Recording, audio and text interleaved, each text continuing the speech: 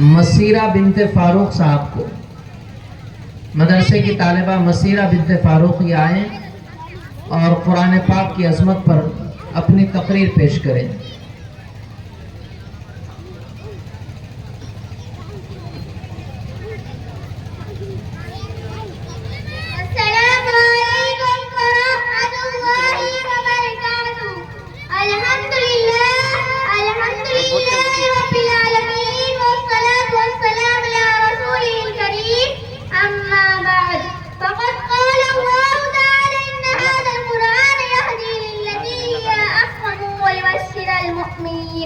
وقال النبي صلى الله عليه وسلم أفضل العبادة قراءة القرآن۔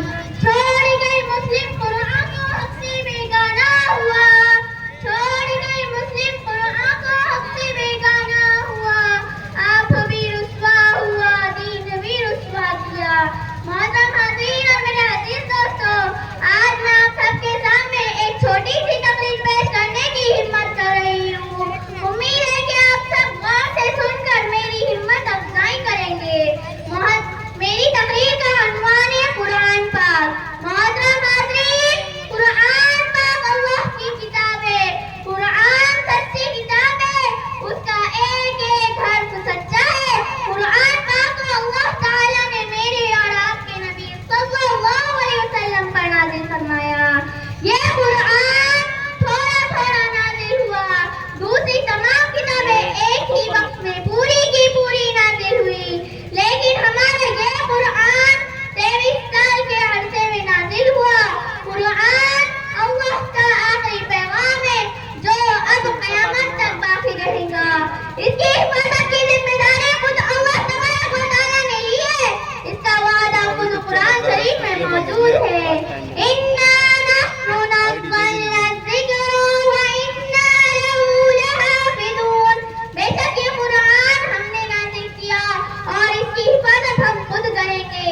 محترم حاضرین، ایک ایمان والے کو جیسا یہ ماننا ضروری ہے کہ قرآن اللہ کی کتاب ہے، قرآن سب سے پاک کتاب، سچی کتاب اور قیامت تک رہنے والی ہے، ویسے اس کی تعلیمات پر عمل کرنا بھی ہر ایک ایمان والے کے لیے ضروری ہے۔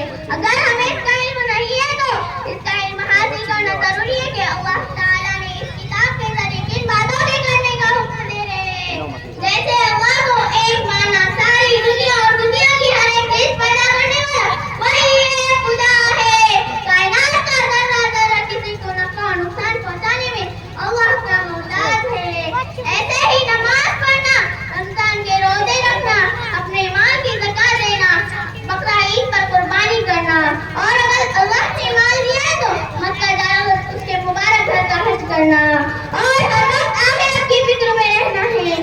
محترم حاضرین، ایسے ہی کچھ باتوں سے اللہ نے منع کیا ہے، شرک اور کفر سے منع کیا ہے، لڑائی جھگڑا گالی دینے سے منع کیا ہے، کسی کا مال ناجائز غلط طریقے سے کھانے سے منع کیا ہے، ظلم سے منع کیا۔ ان ساری باتوں کا علم ہونا ضروری ہے، اور نہ صرف علم ہونا بلکہ اس پر عمل بھی کرنا ضروری ہے، ورنہ قیامت کے دن اللہ تعالیٰ ہم سے سوال کریں گے اور پھر ہم اس کا کوئی جواب نہیں دے سکیں گے۔ شاعری مشرق علامہ اقبال نے ایک مرتبہ لوگوں سے پوچھا، بتاؤ سب سے زیادہ مظلوم کون ہے؟ لوگوں نے مختلف جوابات دیے اور اس کے بعد فرمایا، میری نظر میں سب سے زیادہ مظلوم قرآن شریف ہے۔